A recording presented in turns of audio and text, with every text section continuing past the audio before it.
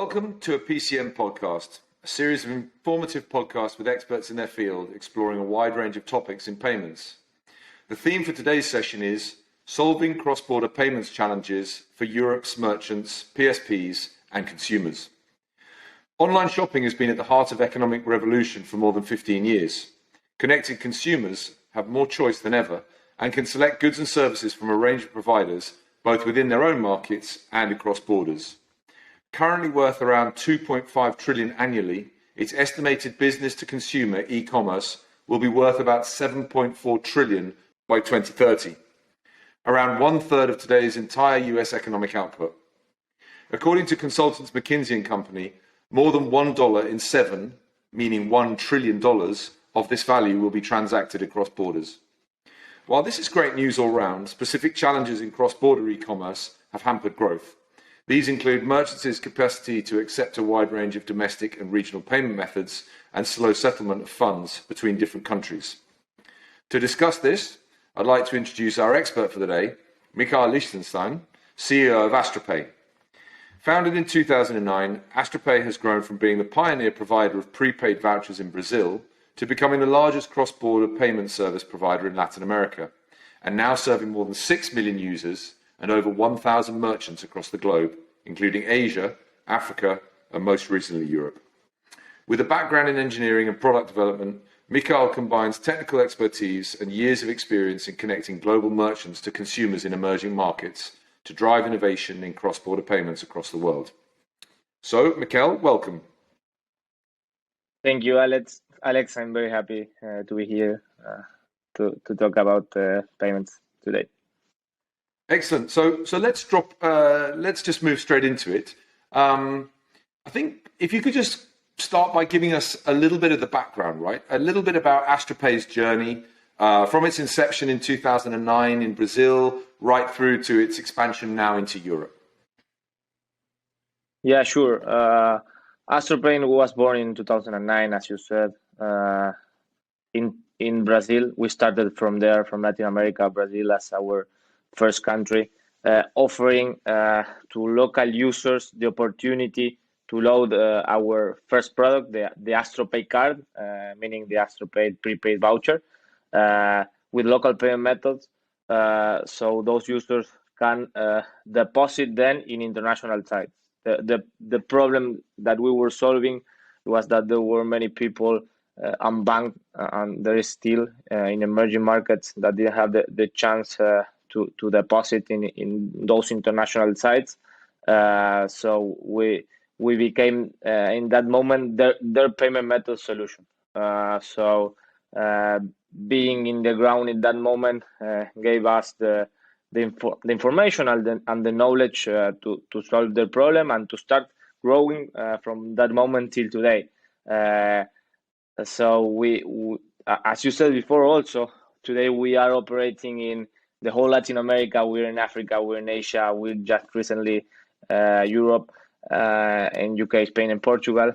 And we have our latest features that we are offering to our user community, that today are more than 6 million users in the wallet.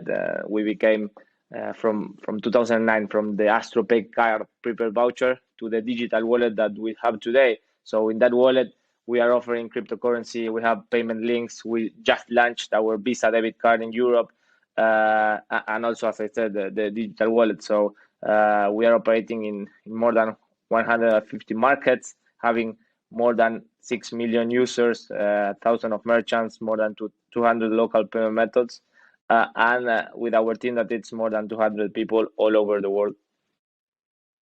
So it's a pretty incredible journey, and it's been happening over a number of years. What about the solutions of AstroPay? You've mentioned them quite briefly there, but how have they evolved through the years? What would you say has been the most successful product or service that's come out of AstroPay, and how has that helped you to kind of move along through these years? As I mentioned before, the main product that we improved, coming from the prepaid voucher to the digital wallet, that is one of our proudest achievement in the last years that was created after following the trends of the markets for sure, and technology, and hearing and listening our users. We are a user-centric company, so at the end, what we want it's to satisfy our users with the best product that we can. So we managed in the last years to grow a lot, developing the digital wallet and expanding all over the world. We started in Africa in the middle of the pandemic. We accelerated the development there, and then last year we launched in Europe, starting from UK, Spain, and Portugal. So what we learned from the emerging markets in those many years, it's what we are doing today in Europe. We learned from being in the ground, having dedicated teams to understand the different markets, to receive feedback from the users, to do some surveys, to have some focus groups, and to be as close as we can to the users, to understand what they are looking for, and bringing them our free solution. AstroPay, it's free for users, and they are looking for something safe, something easy to use, and that it's very, very, very important for them. And something that it's key here is that we are doing cross-border payments, as we said before, and doing that in an easy and simple way through one single API for the merchants. We are offering them one API for pay-ins and for payouts that they can access every market all over the world, and they only need to partner with us so they can start collecting payments with AstroPay Digital Wallet in any country that they can. Yeah, so I mean, we've talked a little about and mentioned the countries that you're currently active in, and it's an impressive array, but obviously different challenges across those various different markets. How, with that local knowledge, how would you describe the payments landscape today? And specifically around the state of cross-border payments. First of all, you need to be in the different markets. As we always said, it's not the same how we operate in Brazil, how we operate in Kenya, how we are operating now in UK. So it's important to understand the complexity of every market in terms of partners and providers.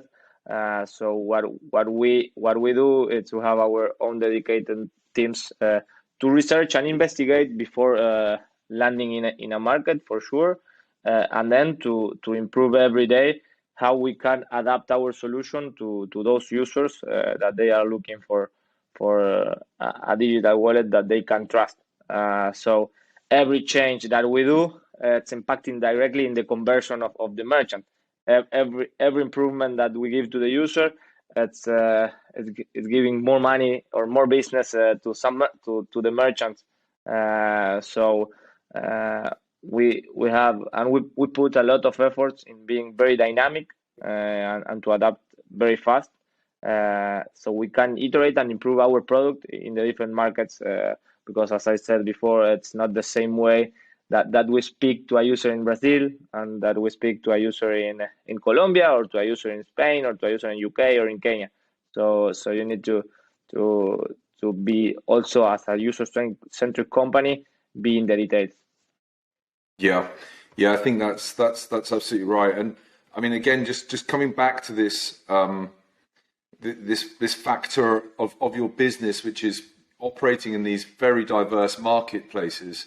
Thinking about that merchant and consumer relationship, are there commonalities? I mean, I guess I know there are commonalities, but what are those commonalities? What are those merchants and consumers looking for in a payment solution? I guess specifically around the cross-border areas. A partner that they can trust, that it's very important. And talking about the partner, it's a partner that can give to them as many as countries as they would like to be. From the technological perspective, one API to be in 150 countries, it's awesome in terms of pay-ins and payouts. And also adding to that, giving as many payment methods as they want to the end users. So that for the merchant, it's very important that with one API they can be global. And for the users, on the other hand, they are looking for an easy solution, secure, of course, because when you are online and you want to purchase and you want to deposit, you want to be to do it at the moment, not to wait anything. Consumers are like that, so giving to them few steps and doing for them a simplest journey and putting a lot of efforts in the user experience. It's very important. Also, it's a challenge because you need to improve every day because consumers are judging you or testing you every time. So it's a challenge for us, but we are very happy that we can work on that and every day improve a detail or improve a text or improve a communication or improve a feature. So the users are looking for, as I said, easy and secure solutions that they can trust. Yeah, sure. And just coming back to this this sort of merchant and consumer piece, you've mentioned the single API, and we've already been over the sort of list of countries where you're operational. In terms of that sort of scaling up or being the partner to help scale up those merchants, you mentioned the API, of course, but is there anything else on the merchant side that you do, or have you now moved, that's solidified, you've now moved to drawing the consumers? There's a weight, a sort of a mass usage now that people are looking for those merchants that accept the payment form. Is there anything you can add to that story around scaling or helping your merchant clients scale? Yeah, the thing of the API, it's very important because you can have a global coverage with one API, many payment methods. Today we are working with more than 1,000 of merchants all over the world, so that it's very important. And also we are a very well-known brand. We were talking before about our sponsorship that we have today with Wolves, and we're very well known in Latin America. So showing AstroPay as a payment method in the merchant cashier, also it's a way of scaling the business. And we also try to work very close with every merchant to do some promotions and to look for a way of growing together. So today we have our big user community. Enabling AstroPay in the sites, it's also enabling or opening the door for those 6 million users, more than 6 million users that already know us, that already use us all over the world, not only Latin America, Africa, Asia, Europe. So it's a way of scaling also the cross-border business as we started with one API. Yeah. I noticed or have seen that you recently launched a new white paper as well on cross-border commerce and growth. And one of those key messages that came out from that paper is around flexibility, interoperability, agility. So I guess the question here is, how do you continue to develop? How do you make sure that AstroPay Solutions keep up with that diversity that we've discussed amongst your clients and the needs and the consumer characteristics in those different countries? Must be a very difficult job at the moment across a single platform, I guess, or have you started to effectively break that platform out into regional platforms? I'm intrigued to understand whether it's still all running off one platform, and also how you kind of stay in touch or ahead of the game with this stuff. Yeah, answering the practical question, it's one platform, but we try to have it very dynamically, so we can change what we want to show to a Brazilian guy than someone in UK, Kenya, Nigeria, India, wherever they are in terms of language or features or what we would like to communicate to them. So the most important thing here is that we realize that we need to improve and to upgrade our product from the prepaid voucher to the digital wallet, knowing that with the digital wallet we can add as many as features as we can that the users were looking for. So being mobile first for the users and adding to the application like the crypto offering, like the Visa debit card that we mentioned. It's a way of understanding the different landscapes, understanding the different needs of the users, and bringing to them what they are looking for. Of course, we have our different teams, dedicated teams in the different regions of the world to understand what is happening, to understand the consumer behavior, also the market competitors, so we can tailor-made our solution for them, tailor-made the solution for Brazil and for the different markets. Also adding to that, we have our own loyalty programs that it's very, very useful in digital wallets that also users are looking for that. So it sounds extremely diverse and also complex to keep that all under one platform across all those different markets. Okay, so I think you mentioned the wallet, which I they're becoming very prevalent across the world. So that's a trend that you've managed to tap into. You've also mentioned crypto, and I think I just want to delve into that because I'm intrigued to see, having followed this, or from your perspective, having set up in 2009 and being where you are today in 2022, you've obviously grown well and you're across these markets, and you've followed what the market's been bringing and been ahead of that. So where do you see the business growing in the next 3 to 5 years? What do you think of crypto? Is that a major play for AstroPay, or do you see other forms of payments potentially coming in that you would look to capture and leverage through the platform? Today we have a lot of drivers for the growth that we are ambitioning and the growth that we want for the next years. Of course, crypto it's one of them. As also we mentioned the Visa debit card, and we have the payment links, and we have the gift cards, many different things that we are working on, and we are focusing a lot to drive the growth in the next years. The market expansion, it's very important for us, acquiring more and more merchants, also acquiring more and more payment methods that the users are looking for in the different markets, and improving the features that we have, and also adding more features that we will receive from user feedback, and that they are the center here and the key. Of course, focus on our latest launch, that it's the Visa debit card in Europe.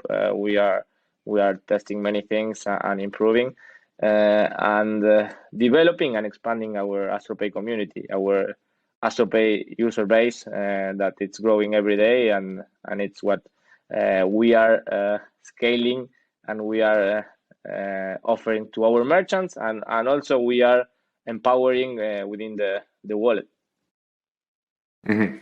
Miguel, it sounds like a very comprehensive product and solution, and I want to congratulate you on building a business. It's always impressive to meet tech entrepreneurs and fellow entrepreneurs. So congratulations on that, and thank you very much for joining me today on a PCM podcast.